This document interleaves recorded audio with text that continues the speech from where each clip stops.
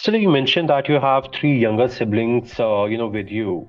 How did it impact, or how did your actions and the you taking step for yourself really navigate the path of their lives, and how did they help you out, or what was the relationship around that? That was the hardest part of my decision because when we came, I was the oldest, and so they were dependent on me. And a lot of my complaints were that I was given adult responsibilities in a new country where I was, yeah, it was the land of opportunities, and I really wanted to explore those opportunities. So it forced my parents to assume responsibility for their kids. It forced them to really step up, right, when I left the house. And I believe that my absence really helps straighten out the way that they address their kids, especially my dad. My mom was a very traditional, very submissive Latin woman that probably was afraid of my father. And to this day, she asks for forgiveness for not stepping up and kind of helping me through this, right?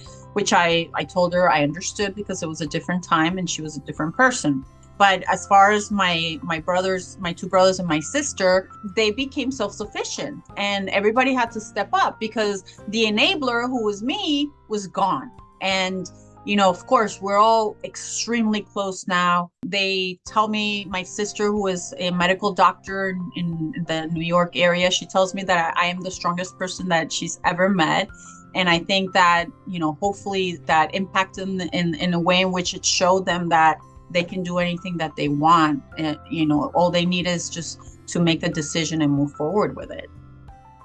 That's amazing. That's a really great share. Stella, I would like to also understand one part where often societal stigmas and personal hesitations become a roadblock in one's journey to prioritize their mental health. How Yes. can, an individual really navigate this? Yes. So stigma, boy, oh boy. When we talk about minorities, even that I know the Indian culture because I did a project on that in Hmm. last year on a postgraduate course that I took. Reaching out for help, especially when you have families that are very close knit, is really looked down upon because we are expected to use our family members as support and to not only use our family members as support, but not to talk about the ugly stuff, because we don't want to embarrass the family, or we don't want to have people look at us as crazy. So that stigma really affects, I would say, minority communities, I believe, a lot more than, let's say, a white family, and research actually backs that. So some of the things that I've been able to do in my work is to help people feel comfortable and open about talking about their flaws. And, as you mentioned earlier, letting them know that when you step out of that comfort zone and you seek help, it takes a lot more courage than if you stay and perpetuate what your parents tell you that you should do, right? So a lot of times I say to people, your parents, God love them, but they're the ones that probably got you feeling the way you feel right now. So why are you going to continue to listen to them when they're not really helping, right? So push yourself out of that comfort zone and look for people that are like you. I think that cultural identification is key when seeking a therapist because we want to be heard and understood, not just by what we say, but by who we are. So Hmm. being able to connect to people that kind of share some of our cultural background, and even if they don't share it, that they're well versed in it, so that when we bring something up, they can say, "Oh yeah, yeah, I'm familiar with that," right? And I think once you get away from that initial fear and you seek the right person, you're really gonna feel heard, understood. I mean, I hear it every single day in my practice. Oh my God, Stella, thank you so much. I just have been holding this for so long and I've been embarrassed and I've been ashamed. And now I know that I shouldn't have done that for so long. I feel relief, right? So that stigma is so prevalent right now. And I mentioned earlier too that after the pandemic, I think that that's when people understood that that they needed help, that no matter what anybody said, they were really going crazy and they needed to just step out and ask for that help, because otherwise the alternative would be going into a mental institution or hurting somebody that they loved, right? Yep. And really thanks to you that you started out this initiative during pandemic when people were shutting down their businesses. Starting a new business at that time, it's a really bold step to take, and Yeah. one that was in need of the hour because I read a statistics and I don't remember the exact number right now, but it came down from, I guess it was the New York Times or some leading newspaper that shared that the mental health cases within the very first quarter of the pandemic just rose by around 246% in the US alone in Yes. comparison to the previous year. And that was really startling to, hear even. Yes. And the group that was the most affected was adolescents. And, I work with adolescents a lot. I love them because I see myself in them, as we shared in the past. And adolescents kind of were affected, not just because part of their development is social contact. At that age, they are their friends. Their friends are their life. And they identify by their friend group. So when they were isolated, they were like, that was stunted. And that was like, oh my gosh, I don't have people to be a mirror for me. Who am I? And then the pressures of studying at home alone with parents that were going crazy was really detrimental to them. It was so sad, right? And so they were one of my group of inspiration to be able to say, I'm going to open a place that is safe for people to come out of their holes and come into a place where they can unload and feel safe talking about what they were going through. And it was bold, but it was one of those things. Again, I spoke about my spirit. It was calling me. It was like, you got to do this. They need you, right? People need to unload. People need to go away and feel safe. So the first few months, obviously I used to wear a mask. People would come in with masks and I would disinfect everything, but it was necessary at that point for sure. Again, one question I would like to understand from your, life journey is shifting houses within a city in itself is such a mammoth task. You shifted a whole new country, and even before you could really settle down and find, strengthen your roots, you decided to leave your home on your own. And Yeah. being an immigrant, and I guess I'm talking about probably what 30 years back, if I'm not wrong, with my mathematics. And Yeah. if I'm, the scenario was totally different with immigrants in the American, on the American soil. How did you really manage and navigate that whole thing with such traumas from your your childhood, being with you at that time, facing the challenges of being in a new country on your own? How do you really navigate that whole journey?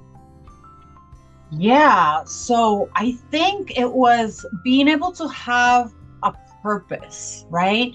I think a lot of times we end up kind of being stuck in our current situation. And we start to believe that our situation is who we are.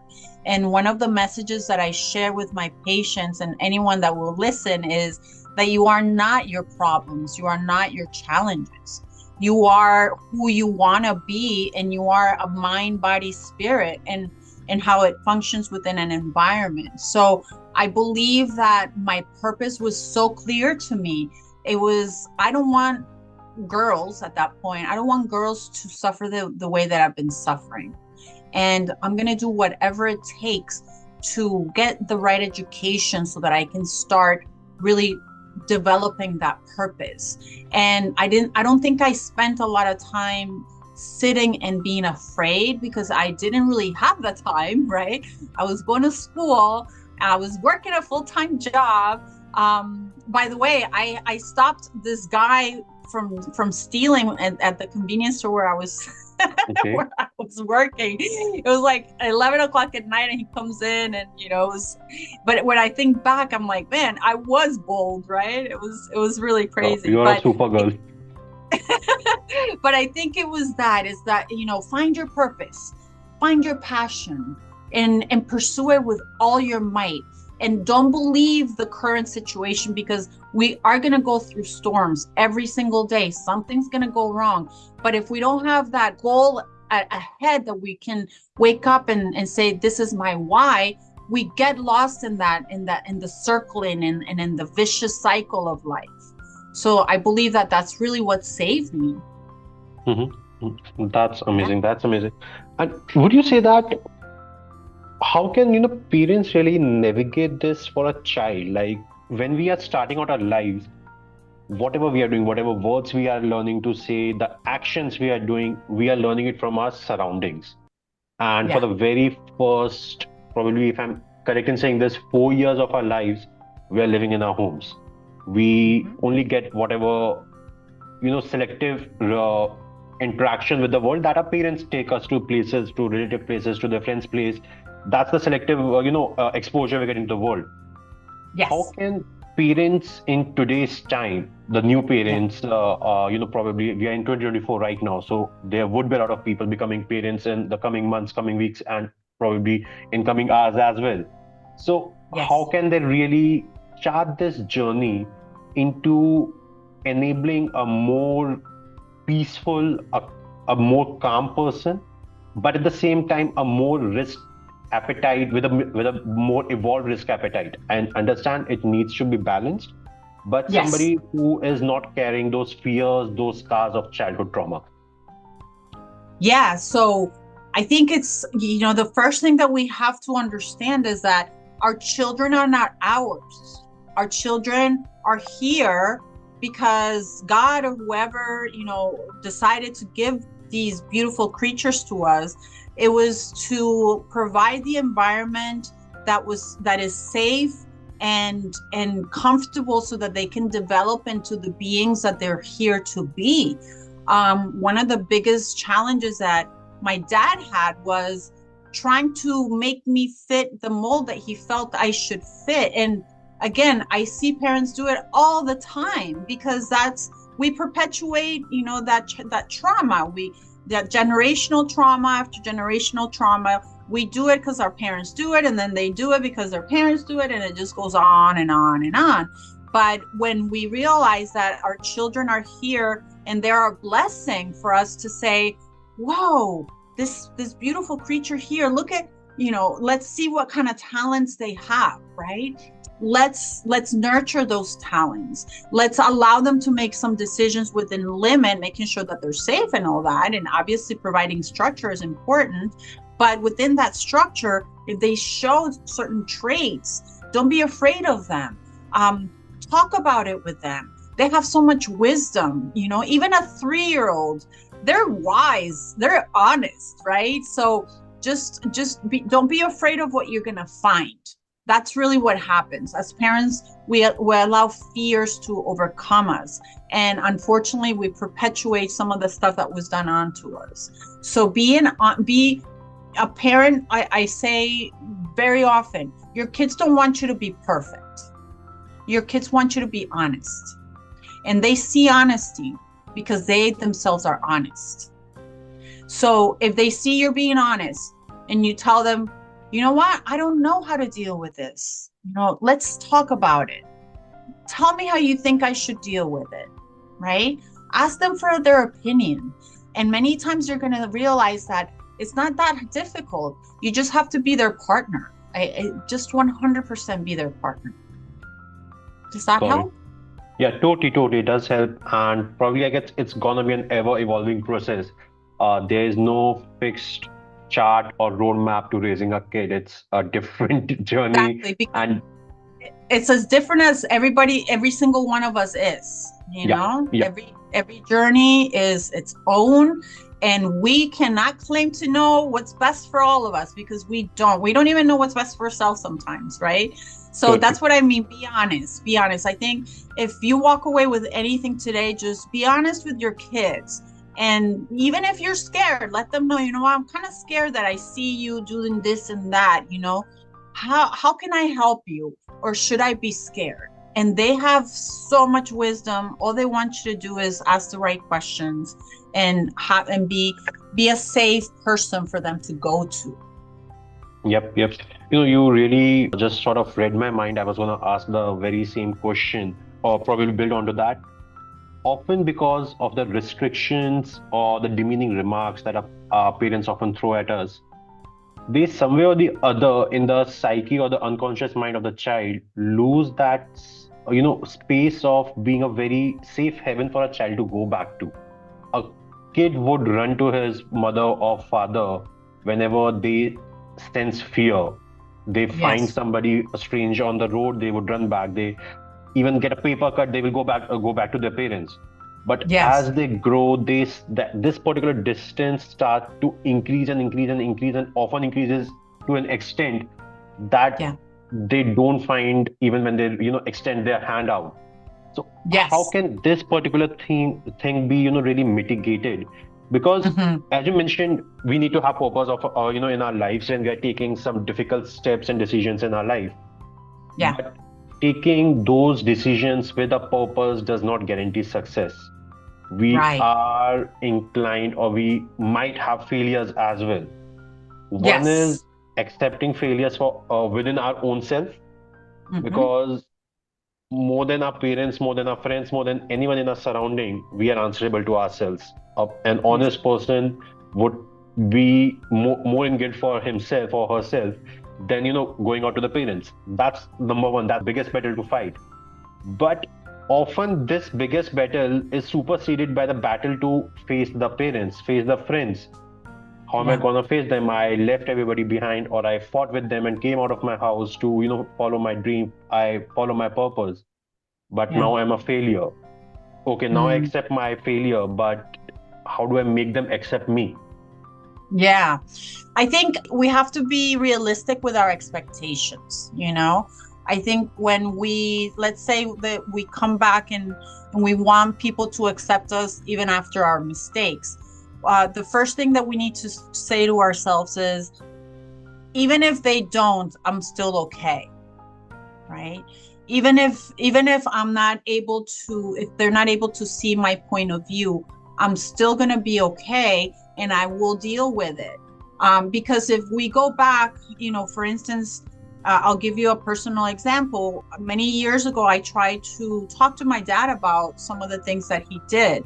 But before I did that, I knew within myself that I had no expectations, because I may have been the one that changed, but my dad hadn't, right? So if I went to him and he had a negative response like he always did, then I was safe, because I wouldn't be surprised, right? Mhm. If the reaction was a positive one, I would have been pleasantly surprised. So it was like it's always like you said, it's our responsibility to go through life reacting and acting in a proper way. But if Mhm. the other person doesn't react in accordance to our agenda or our purpose, it's okay, because we can't control that. We can only Yeah. control how we ourselves conduct ourselves. And sometimes, even if you go back to a support system that is not ready to take you, then you have to say, okay, I will continue on my journey of self-discovery and self-love, and I'm not going to continue to bump against a system that is not accepting of me, because that is punitive and abusive, even if in their own way they think they're right. So you have, as a human being, the right to explore what you're looking for, to look for your passions, and to also walk away if you feel that that environment is not conducive to your own mental well-being.